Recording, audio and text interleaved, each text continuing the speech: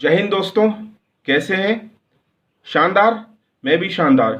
दोस्तों, आज मैं आपको ये बताने आया हूँ, एक टॉपिक है हागिया सोफिया, सोफिया हयात या इसका नाम ऐसा कुछ है। टर्की में ये चर्च बनाया गया था सबसे पहले। रशिया में जार होते थे और ग्रीस के राजा की कोई टसल है। खैर, हम हिस्ट्री में नहीं जा रहे हैं, हम वर्तमान की बात कर रहे हैं। तो टर्की में ये जो चर्च की जमीन थी, चर्च था, मशहूर चर्च। ये बिल्डिंग इतनी खूबसूरत थी कि इस बिल्डिंग पे कंट्रोल करना ही एक बहुत अपने आप में, जैसे कोहिनूर हीरा होता है ना, हीरा जिसके पास रहेगा, यानी मुकुट, सिर का मुकुट जिसके पास रहेगा वही राजा रहेगा। ये बिल्डिंग इतनी खूबसूरत बनाई गई थी, इतनी खूबसूरत बन गई कि ये अपने आप में एक तरह से क्या कहना चाहिए कि माथे का भाल, मुकुट टाइप हो गई। तो इस बिल्डिंग में उस समय क्रिश्चियनिटी थी, वहां चर्च बनाया गया। बाद में वहां पे टर्की का रूल आ गया। टर्की मुस्लिम डोमिनेंट कंट्री है। तो टर्की में जो इस्लामिक हार्ड लाइनर है, उन्होंने इस पर दबाव बनाया टर्की के इसके ऊपर। टर्की पे जो भी रूल कर रहे हैं, अर्दोगन है, कौन है, तो वो हार्डलाइनर जो है, इस्लामिक हार्डलाइनर, उन्होंने चर्च से ये म्यूजियम बना दिया गया था।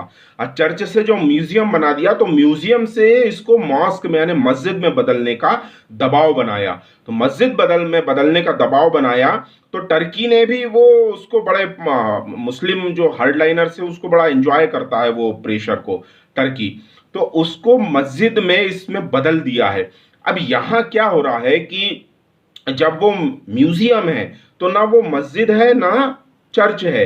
तो यहां पर क्या होता है, जितनी भी, अब बनाया तो चर्च की जमीन है ना, किसी क्रिश्चियन राजा ने बनाया था, उसका नाम कॉन्स्टेंटाइन ऐसा कुछ नाम है। मैं रशियन जार या उस समय के पहले की बात है ये। मैं हिस्ट्री में ज्यादा नहीं जाना चाह रहा हूं अभी। तो वो चर्च की जमीन, चर्च की बिल्डिंग को जो इतनी खूबसूरत थी, उसको कंट्रोल करने के लिए ही बहुत सारे युद्ध और लड़ाइयाँ हुई। तो अब यहाँ क्या हो रहा है कि जब तक वो म्यूजियम है, तो आप सोचिए कि एक म्यूजियम है तो किसी को ऐसा हारने वाले भाव नहीं आ रहे। लेकिन आज अगर उसको मस्जिद बना दिया, मस्जिद में बदल दिया गया, तो मुस्लिम जो हार्डलाइनर्स हैं उनको जीत वाला भाव आ रहा है। लेकिन वहीं अपोजिट जो क्रिश्चियन आइडियोलॉजी को, क्रिश्चियन फेथ को मानने वाले लोग हैं, उन लोगों को हार हार जाने वाला, डिफीट का सा भाव आ रहा है कि जो टर्की विक्ट्री बता रहा है, उसको ग्रीस के सपोर्टर, ग्रीस के समर्थक उसको हार में देख रहे हैं। अब मैं आपको बता रहा हूं, यहां पर यह सिर्फ टर्की और ग्रीस की ही लड़ाई नहीं है। यहां पे टर्की एक मुस्लिम डोमिनेंट कंट्री जरूर है, लेकिन टर्की की टसल रशिया से, रशिया जो कि क्रिश्चियन डोमिनेंसी में है और आइडियोलॉजी में भी टर्की से अलग है, और पास्ट में भी इनकी हिस्ट्री में भी बहुत लड़ाइयां हुई है। और आज अगर रशिया टर्की से यदि एक बराबर की दूरी बना के रखा है, तो इसके पीछे टर्की पे अमेरिका का हाथ होना है।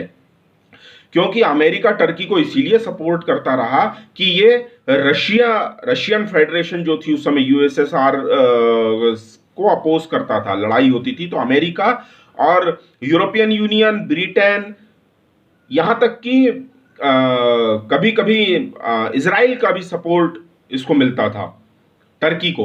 अब आप देखिए कि यदि टर्की एक मोस्ट ब्यूटीफुल, जो एक तरह से कहते हैं ना कि इज्जत की लड़ाई, अगर मान लीजिए टर्की इज्जत की लड़ाई में, अगर जो इज्जत की लड़ाई बन गई है हागिया सोफिया बिल्डिंग, जो सारे क्रिश्चियन वर्ल्ड का एक तरह से सम्मान का प्रतीक है, ग्रीस सहित रशिया भी इसको अपने सम्मान के लिए देखता है।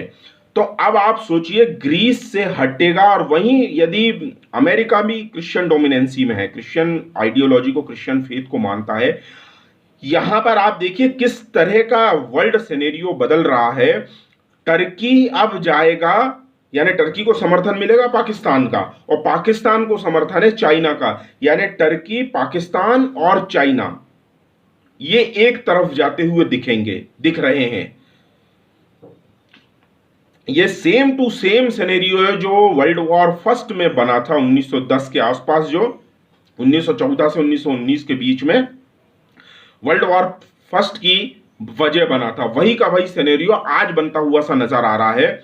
आप देखिए इस समय टर्की अलग पड़ेगा रशिया से, और टर्की को समर्थन नहीं मिलेगा अमेरिका का, यूरोपियन यूनियन का, और इजराइल भी, चूंकि इजराइल क्रिश्चियन डोमिनेंसी में तो नहीं है, इजराइल जूइश फेथ वाला है, लेकिन आज अमेरिका और इजराइल साथ रह रहे हैं। कभी लड़े होंगे ये, लेकिन आज ये साथ रह रहे हैं। इनकी जो फाइट है अगेंस्ट अरब, और टर्की से भी इजराइल की फाइट चलती है, तो वो खुल के आएगी, है ना। यहां अब ये तीन देश, टर्की, पाकिस्तान और चाइना, चाइना चूंकि मनी पावर है दुनिया का, तो इन्हें सपोर्ट करेगा, और रशिया, अमेरिका भी यहां साथ आएगा, यूरोपियन यूनियन और इजराइल, और इन सब में जब चाइना इनको सपोर्ट करेगा तो डेफिनेटली भारत भी रशिया और अमेरिका के सपोर्ट में ही आगे आएगा, क्योंकि चाइना, कम्युनिस्ट चाइना भारत का दोस्त कभी नहीं हो सकता। आप ये मान लीजिए, चाइना एक बदमाश आइडियोलॉजी पे, असल में ये चाइना नहीं है, ये नकली चाइना है। असली चाइना तिब्बत है, जो डेमोक्रेट्स है, जो ताइवान है, असली चाइना वो है। तो अब ये सिनेरियो आप मान के चलिए, ये वर्ल्ड वॉर फर्स्ट का सिनेरियो बन रहा है, जो वर्ल्ड वॉर 3 में भी बदल सकता है।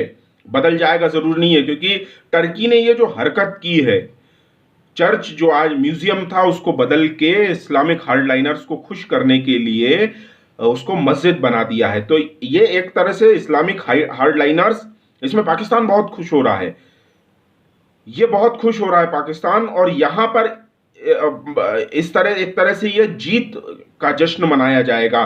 और वहीं ग्रीस और रशिया, इन लोगों में हार की सी चुभन होगी। अब देखिए, जहां जहां जिन जिन जगहों पर भी, भारत सहित भी, जहां क्रिश्चियन और मुस्लिम जहां एक साथ रह रहे हैं, जहां पर क्रिश्चियन और मुस्लिम एक साथ रह रहे हैं, वो एक जीत का जश्न मनाएगा और एक हार के गम की पीड़ा को अनुभव करेगा।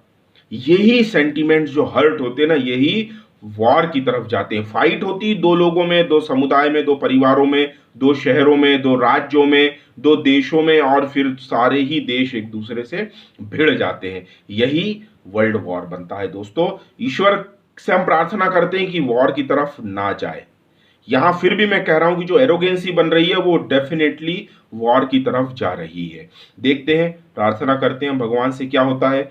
ठीक है दोस्तों, आप कमेंट करके बताइए और हमें प्लीज सपोर्ट करें। बहुत लाइक कमेंट आपकी जरूरत है। और जो लोग हमें प्रोत्साहित करना चाहते हैं एजुकेशन के लिए, मेरा काम जिन्हें अच्छा लग रहा है, हम और इम्प्रूव करेंगे। हम बोर्ड भी लेके आएंगे। अभी व्हाइट बोर्ड मार्कर से मैं अपना काम चलाता हूं, मैं और अच्छे बोर्ड लेके आऊंगा, उसमें आपको विद मैप बताऊंगा, एडवांस जो टेक्नोलॉजी की हेल्प ली जाती है। अभी तो मैं अपने नॉलेज के बेसिस पे ही सारी बातें बताता हूं। तो ठीक है दोस्तों, आप खूब सपोर्ट करें, खूब उत्साह बढ़ाएं, खूब प्रोत्साहन भी दें हमें। प्रोत्साहन जैसे दिया जाता है, मैंने उसकी लिंक भी दे दी है आपको, तो वहां से हमें सपोर्ट करें। ठीक है, मस्त रहें, व्यस्त रहें। जय हिंद।